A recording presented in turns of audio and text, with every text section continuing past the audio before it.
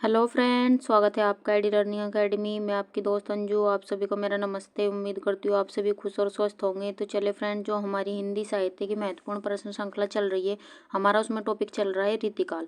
रीतिकाल एक महत्वपूर्ण टॉपिक है जिससे अक्सर कर एग्जामिनर क्वेश्चन पूछता है और आपको 2 से 3 क्वेश्चन आपके एग्जाम में रीतिकाल से देखने को मिल जाता है। आज हम रीतिकाल का भाग 2 करने वाले हैं, यानी कि हमारी रीतिकाल से संबंधित आज दूसरी क्लास हम करने जा रहे हैं।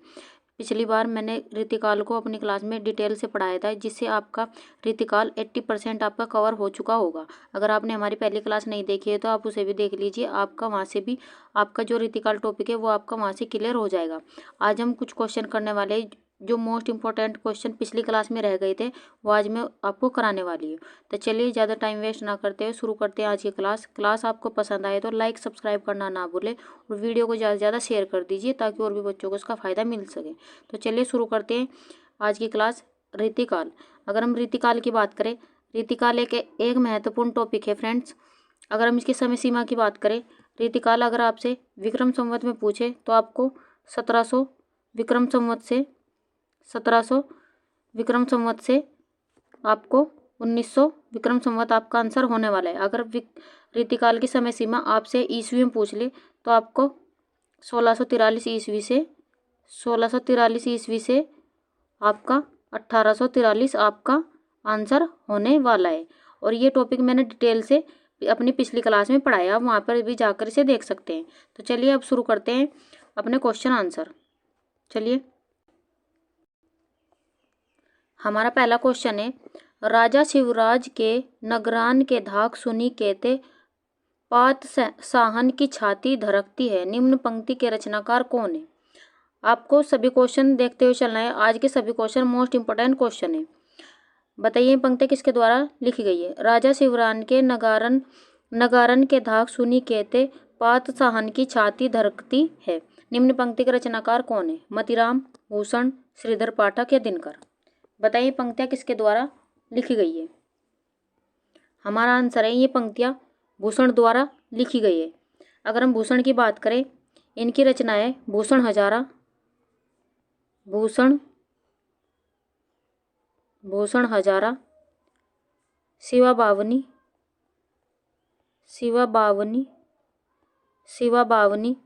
छत्रसाल दशक आदि इनकी रचनाएं। और भूषण की रचनाओं में आपको वीर रस की प्रधानता देखने को मिल जाएंगे। अगर हम मतीराम की बात करें, मतीराम की रचनाएं छंदसार।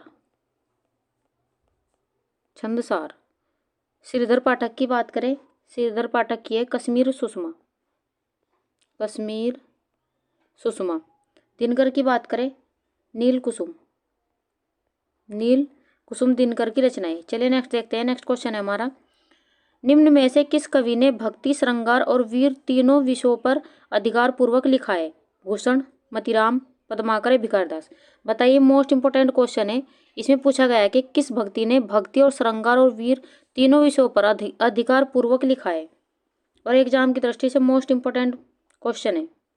बताइए किसने लिखा है भक्ति, श्रृंगार और वीर रस पर तीनों विषयों पर अधिकार पूर्वक किसके द्वारा लिखा गया है। आंसर है हमारा पद्माकर द्वारा भक्ति, श्रृंगार और वीर तीनों विषयों पर अधिकार पूर्वक लिखा गया है। पद्माकर की बात करें, इनकी अन्य रचनाएं पद्माभरण, गंगा लहरी, पद्माभरण, गंगा लहरी आदि पद्माकर की रचनाएं। भूषण की बात करें, छंदसार, शिवा बावनी, छत्रसाल दशक, दूषण उल्लास आदि भूषण की रचनाएं।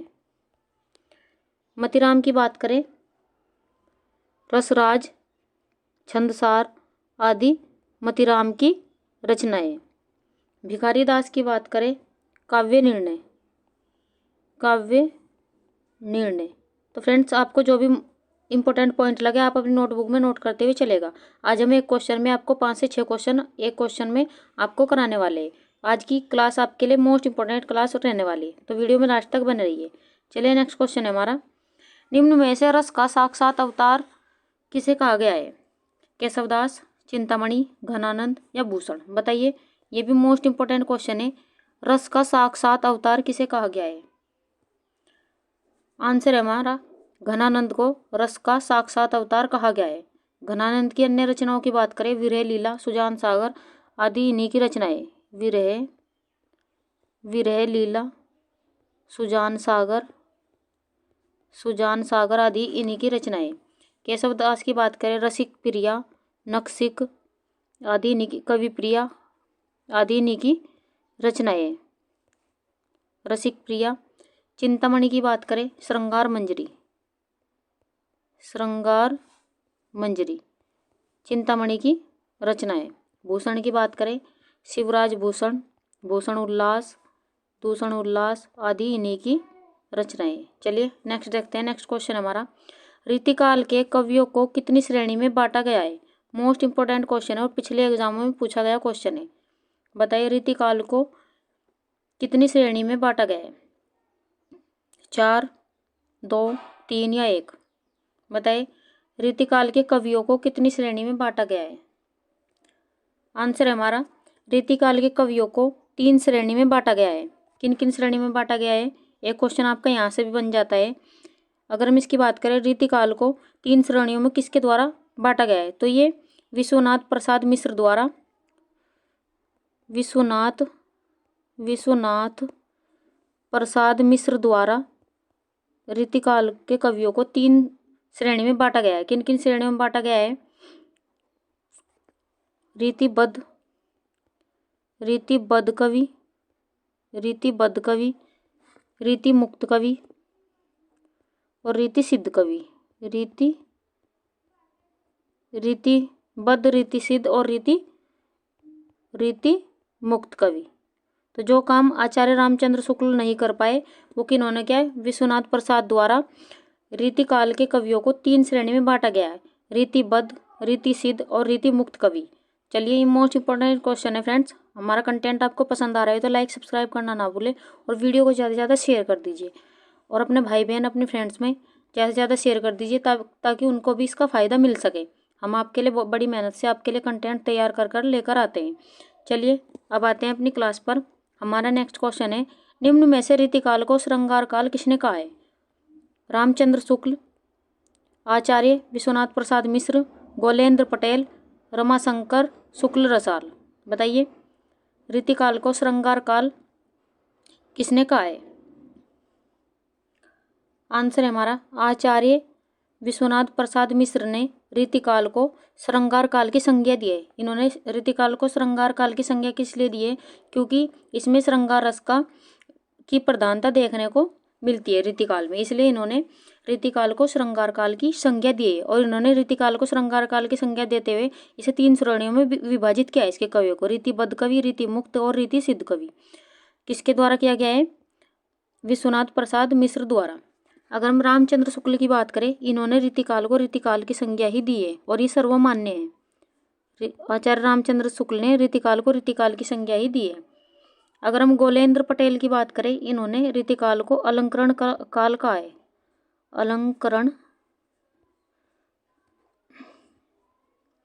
गोलेंद्र पटेल की बात करें, इन्होंने रीतिकाल को अलंकरण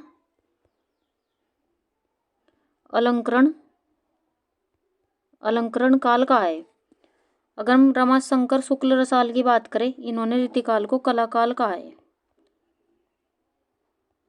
इन्होंने रीतिकाल को क्या कहा है, कलाकाल कहा है।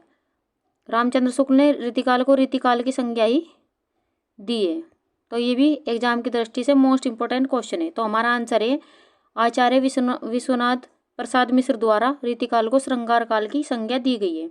चलिए नेक्स्ट क्वेश्चन है हमारा, आचार्य चतुर्सेन शास्त्री के द्वारा रीतिकाल को क्या नाम दिया गया है। श्रृंगार काल, अलंकार काल, रीतिकाल या कलाकाल। बताइए आचार्य चतुर्सेन शास्त्री के द्वारा रीतिकाल को क्या नाम दिया गया है।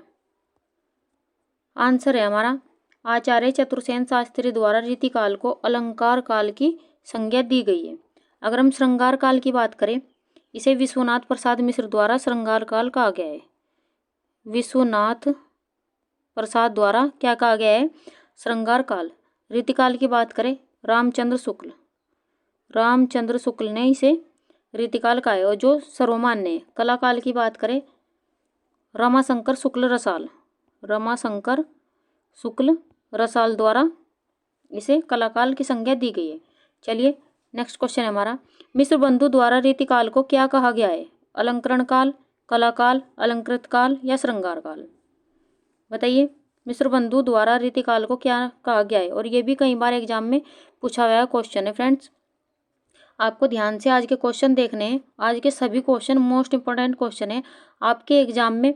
जो भी आपके आने वाले एग्जाम है, आपको यहाँ से 1 से 2-3 क्वेश्चन आपके इन 2 क्लासेस से आपको मिलने वाले हैं। बताइए, मिश्र बंधु द्वारा रीतिकाल को क्या कहा गया है? आंसर है हमारा, मिश्र बंधु द्वारा रीतिकाल को अलंकृत काल कहा गया है। अगर हम मिश्र बंधुओं की बात करें, इन्होंने लिखा है मिश्र बंधु विनोद। इनकी रचना है मिश्र बंधु विनोद, मिश्र बंधु विनोद। अगर हम अलंकरण काल की बात करें, अलंकरण काल की बात करें, ये गोलेंद्र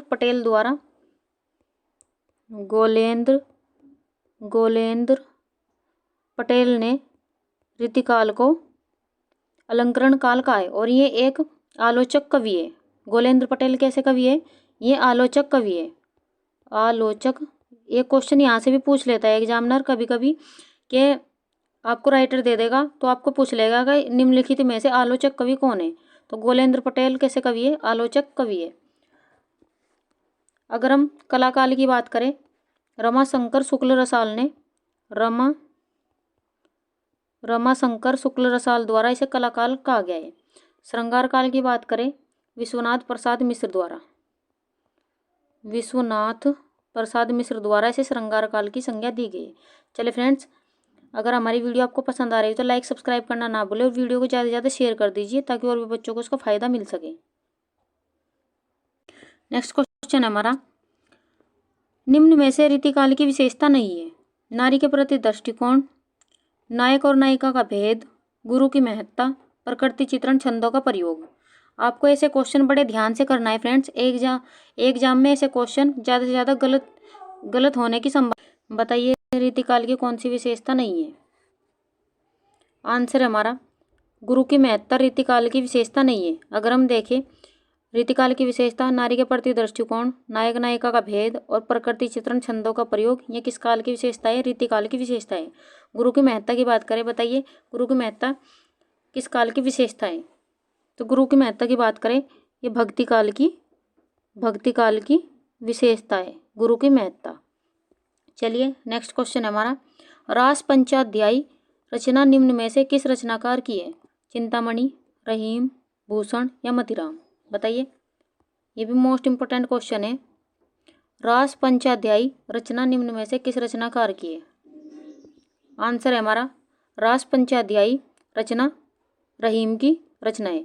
अगर हम रहीम की अन्य रचना की बात करें, रहीम सतसई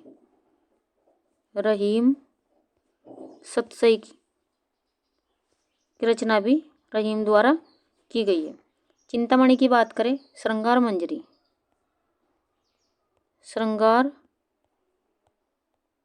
मंजरी। भूषण की बात करें, भूषण हजारा, भूषण उल्लास, शिवा बावनी आदि इन्हीं की रचनाएं। मतीराम की बात करें, छंदसार, मतीराम सतसई आदि मतीराम की रचनाएं। चलिए नेक्स्ट देखते हैं। नेक्स्ट क्वेश्चन हमारा, विरह लीला रचना के रचनाकार कौन है? पद्माकर, घनानंद, भूषण या केशवदास? बताइए, विरह लीला रचना के रचनाकार कौन है? आंसर है हमारा, विरह लीला रचना के रचनाकार है घनानंद। घनानंद की बात करें, इनकी अन्य रचनाएं कृपाकंद भी किसकी रचनाएं? घनानंद की रचनाएं। पद्माकर की बात करें, पद्माभरण किसकी रचनाएं? पद्माकर की। भूषण की बात करें, छत्रसाल दशक। केशवदास की बात करें, विज्ञान गीता, कवि प्रिया, रसिक प्रिया आदि इन्हीं की रचनाएं। विज्ञान गीता इनकी मोस्ट इंपोर्टेंट रचनाएं, कई बार एग्जाम में पूछी गई क्वेश्चन है। और आप अगर हमारे साथ में जुड़ते हैं तो फ्रेंड्स आपकी बहुत सारी रचनाएं इसी क्लास में आपको याद होने वाली है। तो चलिए, जब हम बार बार रिपीट करेंगे रचनाओं को तो आपके बहुत ही जल्द सारी रचनाएं आपको याद होने वाली है। तो आप हमारे साथ में जुड़ सकते हैं। हमारी वीडियो आपको पसंद आ रही है तो लाइक सब्सक्राइब करना ना भूलें, जिससे हमारा भी मनोबल बढ़ता रहे और हम आपके लिए बेहतर से बेहतर कंटेंट ला सके। तो चलिए अब देखते हैं नेक्स्ट क्वेश्चन। नेक्स्ट क्वेश्चन है हमारा, निम्नलिखित में से रीतिकाल की विशेषता कौन सी है? अवतारवाद में विश्वास, गुरु की महत्ता, श्रृंगार रस की प्रधानता, भक्ति भावना की प्रधानता। आपको इसमें बताना है कि रीतिकाल की विशेषता कौन सी है। बताइए। आंसर है हमारा श्रृंगार रस की प्रधानता रीतिकाल की विशेषता है। अगर हम अवतारवाद में विश्वास, गुरु की महत्ता, भक्ति भावना के प्रति प्रधानता, ये किस काल की विशेषताएं? ये भक्ति काल की विशेषताएं। आपको ऐसे भी क्वेश्चन आपको ध्यान से देखते हुए चलना है। चलिए नेक्स्ट क्वेश्चन है हमारा, निम्न में से श्रृंगार और लक्षण ग्रंथों की रचना किस काल में की गई है? भक्तिकाल, आदिकाल, रीतिकाल या आधुनिक काल? बताइए। श्रृंगार और लक्षण ग्रंथों की रचना किस काल में की गई है? आंसर है हमारा रीतिकाल में श्रृंगार और लक्षण ग्रंथों की रचना की गई है। चलिए नेक्स्ट क्वेश्चन है हमारा, निम्नलिखित में से कौन सा कवि रीतिकाल का नहीं है? आपको इसमें नहीं बताना है कौन सा कवि रीतिकाल का नहीं है। अगर आपने हमारी पिछली वीडियो भी ध्यान से देखी है तो आप इसका आंसर बिल्कुल सही देंगे। बताइए, रीतिकाल का कौन सा कवि नहीं है? ऐसे क्वेश्चन नहीं वाले क्वेश्चन आपको बड़े ही ध्यान से करना है। ऐसे क्वेश्चन ज़्यादा से ज़्यादा गलत होने की संभावना रहती है। तो बताइए, इसमें रीतिकाल का कौन सा कवि नहीं है? मतीराम, भूषण, घनानंद या भारतेंदु हरिश्चंद्र? बताइए। आंसर है हमारा भारतेंदु हरिश्चंद्र रीतिकाल का कवि नहीं है। मतीराम की बात करें, भूषण और घनानंद, ये सभी रीतिकाल के कवि है। तो बताइए फिर भारतेंदु हरिश्चंद्र किस काल के कवि है? अगर हम इनकी बात करें, इन्हीं के नाम पर भारतेंदु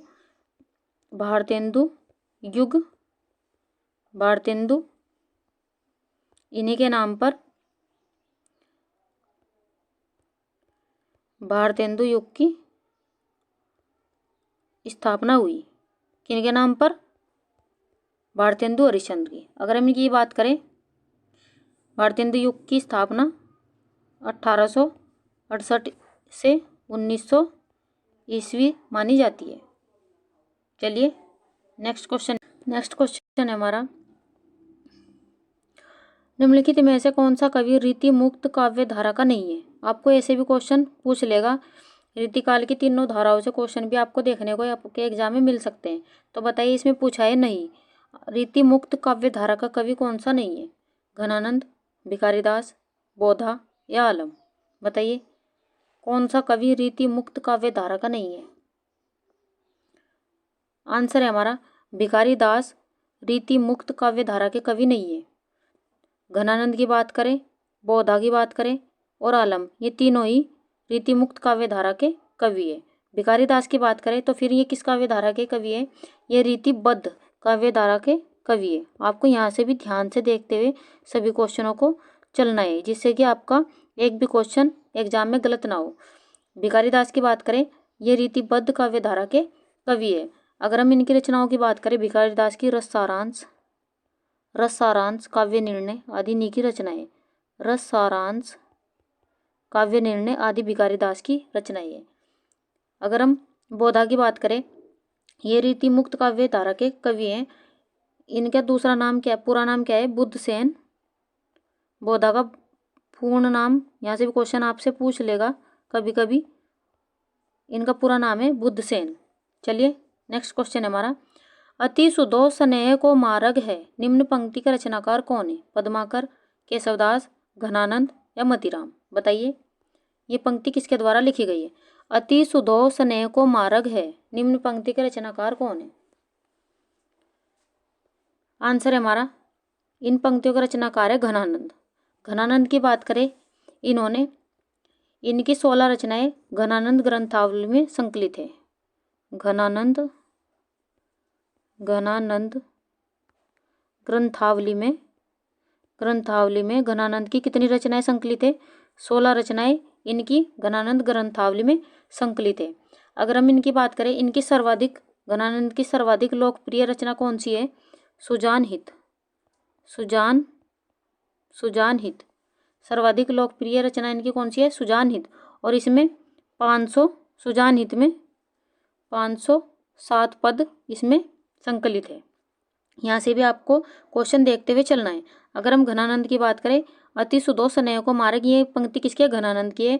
और घनानंद ग्रंथावली में इनकी 16 रचनाएं संकलित है। अगर इनकी सर्वश्रेष्ठ या लोकप्रिय रचना की बात करें, सुजानहित इनकी सर्वाधिक लोकप्रिय रचना है और जिसमें 507 पद संकलित है। आपको ये क्वेश्चन भी ध्यान से देखते हुए चलना है। अगर हम पद्माकर की बात करें, इनकी रचनाएं गंगा लहरी, पद्माभरण आदि पद्माकर की रचनाएं। गंगा लहरी, पद्माभरण आदि पद्माकर की रचनाएं। केशवदास की बात करें, रसिक प्रिया, कवि प्रिया आदि केशवदास की, रसिक प्रिया, कवि प्रिया, नखशिख आदि केशवदास की रचनाएं। मतीराम की बात करें, ललित ललाम, ललित ललाम मतीराम की रचनाएं। तो चलिए, आपके क्वेश्चन में 5 से 6 क्वेश्चन आपके यहाँ से बन रही है। अगर हमारा कंटेंट आपको अच्छा लग रहा हो तो लाइक सब्सक्राइब करना ना भूलें, वीडियो को ज़्यादा से ज़्यादा शेयर कर दीजिए। चलिए अब देखते हैं नेक्स्ट क्वेश्चन। ये भी मोस्ट इंपॉर्टेंट क्वेश्चन है और एग्जाम में पूछा गया क्वेश्चन है। आपको सभी क्वेश्चन हमारे ध्यान से देखते हुए चलना है। बताइए, ये हिंदी के प्रधान आचार्यों में माने जाते हैं और इनका भाषा भूषण अलंकार ग्रंथ एक बहुत ही लोकप्रिय ग्रंथ रहा है।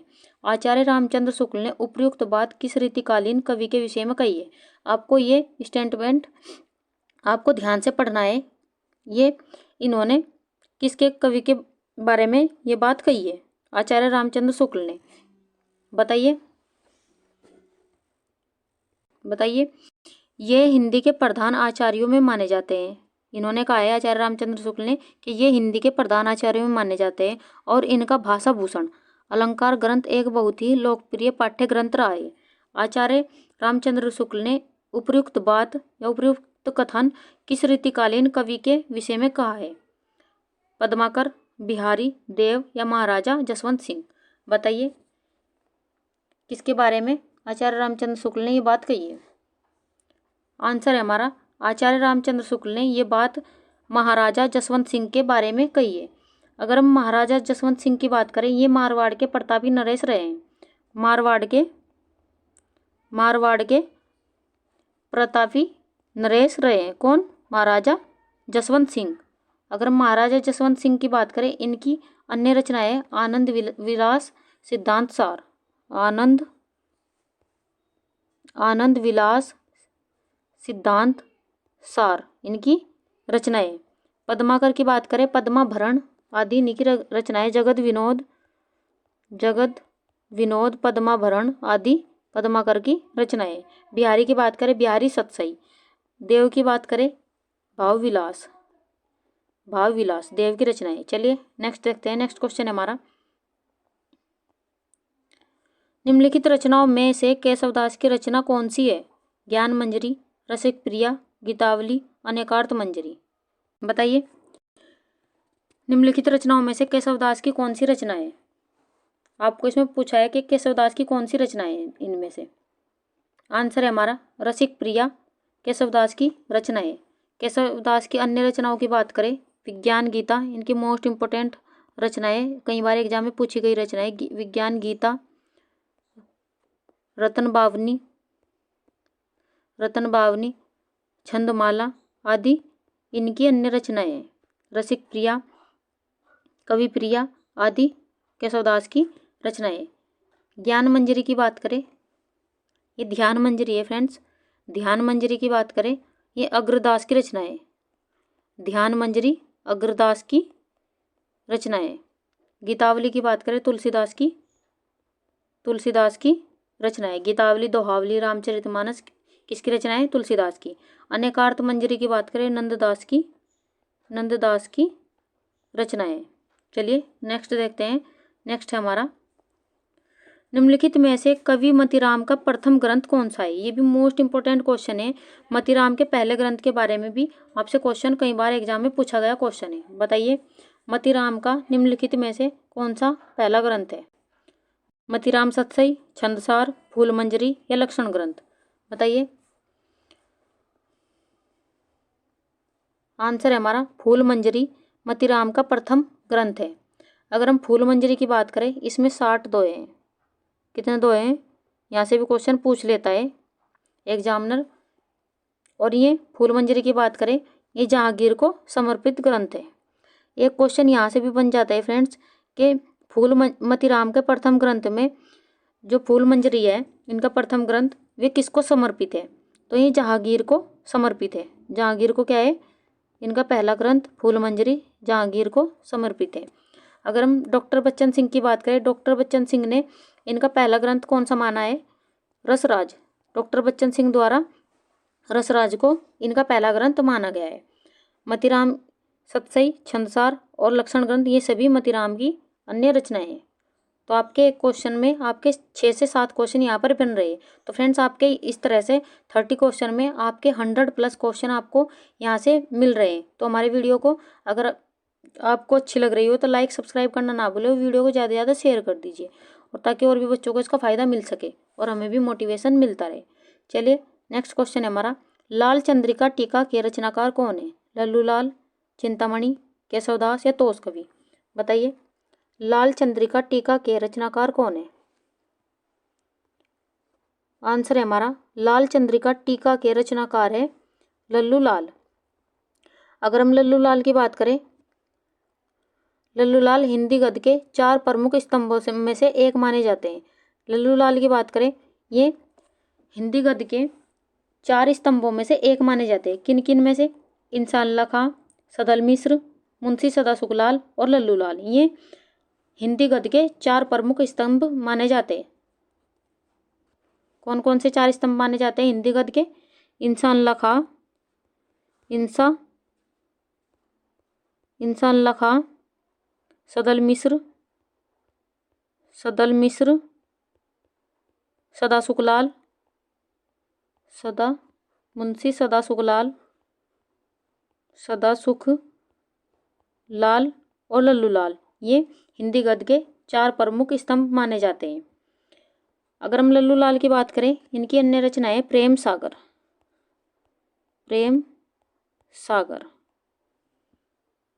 चिंतामणि की बात करें, श्रृंगार मंजरी,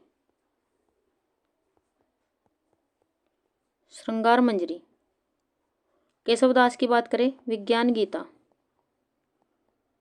गीता, तोष कवि की बात करें, सुधा निधि।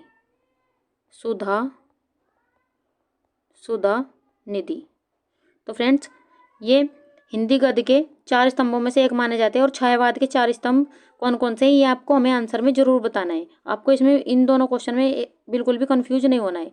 हिंदी गद्य के 4 स्तंभ मैंने आपको बता दिए, लेकिन आपको छायावाद के 4 प्रमुख स्तंभों के बारे में मुझे आपको कमेंट बॉक्स में जरूर बताना है। तो चलिए, नेक्स्ट क्वेश्चन है हमारा, निम्नलिखित में से मतिराम के आश्रयदाता नहीं है? कुमायूं नरेश ज्ञानचंद, बूंदी नरेश भाव सिंह हाड़ा, ओरछा नरेश इंद्रजीत सिंह, बुंदेलखंड के राजा स्वरूप सिंह बुंदेला।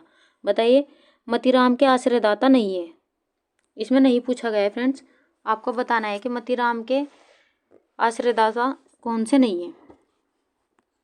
आंसर है हमारा ओरछा नरेश इंद्रजीत सिंह मतिराम के आश्रयदाता नहीं है। अगर हम कुमायूं नरेश ज्ञानचंद की बात करें, बूंदी नरेश भाव सिंह हाड़ा की बात करें और बुंदेलखंड के राजा स्वरूप सिंह बुंदेला की बात करें, ये तीनों मतिराम के आश्रयदाता रहे हैं। चलिए, नेक्स्ट क्वेश्चन है हमारा, निम्नलिखित में से कौन से कवि भक्त व श्रृंगारी दोनों रहे हैं? ये भी मोस्ट इंपोर्टेंट क्वेश्चन है। आपको बताना है कौन सा कवि भक्त और श्रृंगारी कवि दोनों रहे हैं। घनानंद, देव, सेनापति या पद्माकर? आंसर है हमारा सेनापति भक्त व श्रृंगारी कवि रहे हैं। अगर हम सेनापति की बात करें, इनकी रचनाएं कवित रत्नाकर।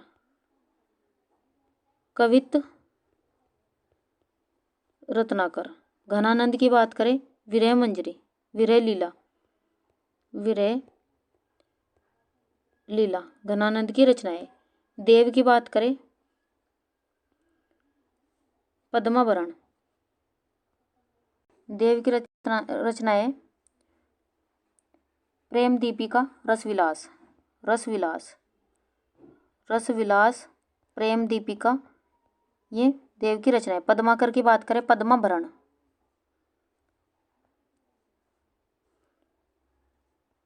पद्माभरण किसकी रचना है?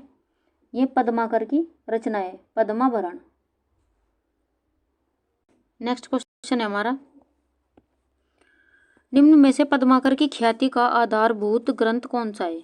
कली पच्चीसी, जगत विनोद, प्रबोध पचासा, पद्माभरण। बताइए, इसमें पद्माकर की ख्याति का आधारभूत ग्रंथ पूछा है, बताइए। आंसर है हमारा जगत विनोद रचना से इन्हें पद्माकर को ख्याति प्राप्त हुई है। कौन सी रचना से? जगत विनोद से। अग्रम, कली पच्चीसी, प्रबोध पचासा, पद्माभरण, ये किसकी रचना है? ये भी पद्माकर की रचना है। और पद्माकर की ख्याति का आधारभूत ग्रंथ कौन सा रहा है? जगत विनोद। ये भी मोस्ट इंपॉर्टेंट क्वेश्चन है, ऐसे अक्सर कर एग्जाम में क्वेश्चन पूछे जाते हैं, तो आपको ऐसे भी ध्यान से देखते हुए चलना है। चलिए नेक्स्ट क्वेश्चन है हमारा, निम्नलिखित रचनाओं को सुमेलित कीजिए। आपको सुमेलित करना है कि कौन सी रचना किस कवि की है। श्रीधर पाठक की व्यक्ति विवेक, सोमनाथ प्रसारण, भिखारीदास, कालिदास हजारा, कालिदास त्रिवेदी, रस सारांश। बताइए कौन सी रचना, आपको मिलान करना है, कौन सी रचना किस कवि की है। देखते हैं कौन सी रचना किस रचना की है। तो आपको यहाँ पे कुछ थोड़ी सी टाइपिंग मिस्टेक हो गई फ्रेंड्स। यहाँ पे एक काव्य विवेक है, काव्य विवेक, और ये प्रसारण नहीं है, रसार्णव है। रुक जाओ, ये काव्य विवेक है, काव्य विवेक, और ये रसार्णव, रसार्णव। अब बताइए कौन सी रचना किस कवि की है। अगर हम श्रीधर पाठक की बात करें, इनकी रचना है रसार्णव, श्रीधर पाठक की। अगर हम सोमनाथ की बात करें, रस सारांश किसकी है? सोमनाथ की। भिखारीदास की बात करें, काव्य विवेक, काव्य विवेक किसकी है? भिखारीदास की। कालिदास त्रिवेदी की बात करें, कालिदास हजारा, किसकी रचना है? कालिदास त्रिवेदी की। तो ऐसे हमारा आंसर ए का, बी, दो का आपका डी, थर्ड का आपका ए, फोर्थ का आपका सी। तो आप हमारा आंसर कौन सा होगा? 1 का बी, 2 का डी, 3 का ए। हमारा आंसर इसमें सेकंड होने वाला है। तो चलिए नेक्स्ट क्वेश्चन है हमारा, निम्नलिखित में से भूषण की पालकी को कंधा देने वाले राजा हैं? बूंदी नरेश भाव सिंह, महाराजा छत्रसाल, बुंदेलखंड के राज स्वरूप सिंह बुंदेला, कुमायूं नरेश ज्ञानचंद। आपको बताना है कि भूषण की पालकी को यानी कि उनकी अर्थी को कंधा किस राजा ने दिया था। आपको ये भी ध्यान से देखते हुए चलना है, और ये क्वेश्चन कई बार एग्जाम में पूछा गया क्वेश्चन है। बताइए, निम्नलिखित में से भूषण की पालकी को कंधा देने वाले राजा कौन है? आंसर है हमारा महाराजा छत्रसाल ने भूषण की पालकी को कंधा दिया था, और भूषण द्वारा ही छत्रसाल दशक भी लिखा गया, इनकी रचना है। छत्रसाल, इन्हीं के ऊपर इन्होंने भूषण द्वारा क्या लिखा गया है? छत्रसाल दशक। भूषण हजारा, भूषण उल्लास आदि भूषण की रचनाएं। भूषण हजारा, भूषण उल्लास आदि इन्हीं की रचनाएं। अगर हम बूंदी नरेश भाव सिंह, बुंदेलखंड के राजा स्वरूप सिंह बुंदेला और कुमायूं नरेश ज्ञानचंद की बात करें, ये सभी मतीराम के आश्रयदाता रहे हैं। मतीराम के क्या रहे हैं? आश्रयदाता। तो यहाँ से भी आपका क्वेश्चन आपको एग्जाम में देखने को मिल जाएगा, और ये मोस्ट इंपॉर्टेंट क्वेश्चन है। चलिए नेक्स्ट क्वेश्चन है हमारा। फ्रेंड्स, हमारी वीडियो आपको पसंद आ रही है तो लाइक सब्सक्राइब करना ना भूलें, और वीडियो को ज़्यादा से ज़्यादा शेयर कर दीजिए, ताकि हमें भी मोटिवेशन मिलता रहे। हम इतनी मेहनत से आपके लिए कंटेंट लेकर आते हैं, और जो भी मैंने आज के क्वेश्चन लिए वे मोस्ट इंपॉर्टेंट क्वेश्चन लिए आपके एग्जाम की दृष्टि से। चलिए अब आते हैं क्वेश्चन पे। हमारा नेक्स्ट क्वेश्चन है, रीतिकाल के कौन से कवि हैं जो त्योहार पर लिखने के लिए विख्यात है? बताइए, ऐसा कौन से कवि है रीतिकाल का जो त्योहारों पर लिखने के लिए विख्यात हुए? सेनापति, केशवदास, पद्माकर या मतीराम? आंसर है हमारा पद्माकर ऐसे कवि हुए जिन्होंने त्योहारों पर लिखने के लिए इन्हें ये विख्यात हुए हैं। अगर हम पद्माकर की बात करें, पद्माभरण, प्रबोध पचासा आदि इन्हीं की, प्रबोध पचासा आदि इन्हीं की रचनाएं। सेनापति की बात करें कवित रत्नाकर,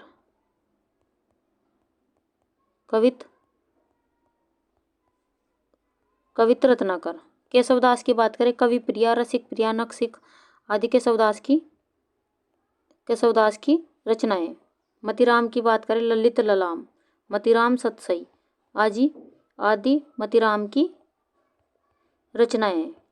चलिए नेक्स्ट देखते हैं। नेक्स्ट क्वेश्चन है हमारा, आचार्य रामचंद्र शुक्ल ने मूर्ति विधायिनी कल्पना का सृष्टा घोषित किया है? घनानंद को, पद्माकर को, बिहारी या केशवदास को? बताइए। मूर्ति विधायिनी कल्पना का सृष्टा घोषित किया है आचार्य रामचंद्र शुक्ल द्वारा, बताइए किसे घोषित किया गया है? आंसर है हमारा पद्माकर को आचार्य रामचंद्र शुक्ल ने मूर्ति विधायिनी कल्पना का सृष्टा घोषित किया है। अगर हम पद्माकर की बात करें पद्माभरण इनकी रचनाएं, पद्माभरण। घनानंद की बात करें विरह लीला किसकी रचनाएं? घनानंद की रचनाएं। बिहारी की बात करें इनकी मोस्ट इंपोर्टेंट रचनाएं, इन्होंने एक ही रचना लिखी है, उसी के लिए विख्यात हुए हैं, बिहारी सतसई। केशवदास की बात करें रतन बावनी, रसिक प्रिया, कवि प्रिया आदि किसकी रचनाएं? केशवदास की रचनाएं। चलिए आगे देखते हैं। नेक्स्ट क्वेश्चन हमारा, हमारे मत में हिंदी और उर्दू दो बोली न्यारी न्यारी है, चर्चित वाक्य के प्रयोक्ता कौन है? हिंदुपति सिंह, राजा लक्ष्मण सिंह, आचार्य रामचंद्र शुक्ल, राजा शिव प्रसाद सितार हिंद। ये भी मोस्ट इंपोर्टेंट क्वेश्चन है, आपको बताना है कि ये वाक्य किसके द्वारा कहा गया है कि हमारे मत में हिंदी और उर्दू दो बोली न्यारी न्यारी है। और ये एग्जाम की दृष्टि से मोस्ट इंपोर्टेंट क्वेश्चन है। ये वाक्य राजा लक्ष्मण सिंह द्वारा कहा गया है कि हमारे मत में तो हिंदी और उर्दू दो बोली न्यारी न्यारी है। किसके द्वारा कहा गया है? राजा लक्ष्मण सिंह द्वारा ये कहा गया है। अगर हम हिंदुपति सिंह की बात करें, ये भिखारी दास के आश्रयदाता रहे हैं। क्या रहे हैं? भिखारी दास के आश्रयदाता हिंदुपति सिंह। अगर हम रामचंद्र शुक्ल की बात करें, इनकी रचनाएं चिंतामणि किसकी रचना है? रामचंद्र शुक्ल की। राजा शिव प्रसाद सितारे हिंद की बात करें, विद्यांकुर किसकी रचना है? राजा शिव प्रसाद सितारे हिंद की। तो ये कथन किसके द्वारा कहा गया है? राजा लक्ष्मण सिंह द्वारा। चलिए नेक्स्ट क्वेश्चन हमारा, रस राजस न छुपाइए नेह चीकने चित, निम्न पंक्ति के रचनाकार कौन है?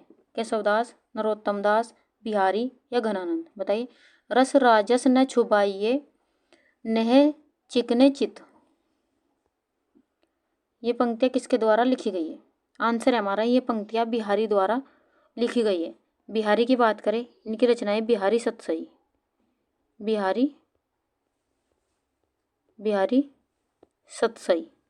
केशवदास की बात करें, नखशिख, रसिक प्रिया आदि किसकी रचनाएं हैं? केशवदास की।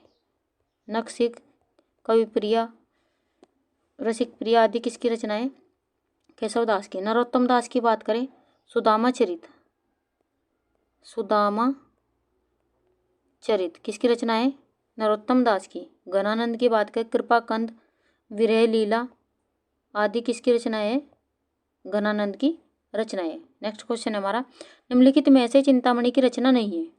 काव्य प्रकाश, श्रृंगार मंजरी, इश्कनामा, छंद विचार पिंगल। आपको ध्यान से करना है, इसमें नहीं पूछा है। इसमें से आपको बताना है कि चिंतामणि की रचना कौन सी नहीं है। आंसर है हमारा इश्कनामा चिंतामणि की रचना नहीं है। तो फिर किसकी रचना है इश्कनामा? ये बोधा की रचना है इश्कनामा। अगर हम काव्य प्रकाश, श्रृंगार मंजरी, छंद विचार पिंगल की बात करें, ये चिंतामणि की रचना है। फ्रेंड्स आपको श्रृंगार ऐसे नहीं लिखना है, ये गलत टाइप हुआ हुआ है। आपको श्रृंगार सही आपका ये रहेगा। ये भी आपको ध्यान से चलना है, देखते हुए छोटी छोटी बातें आपको ध्यान करनी है।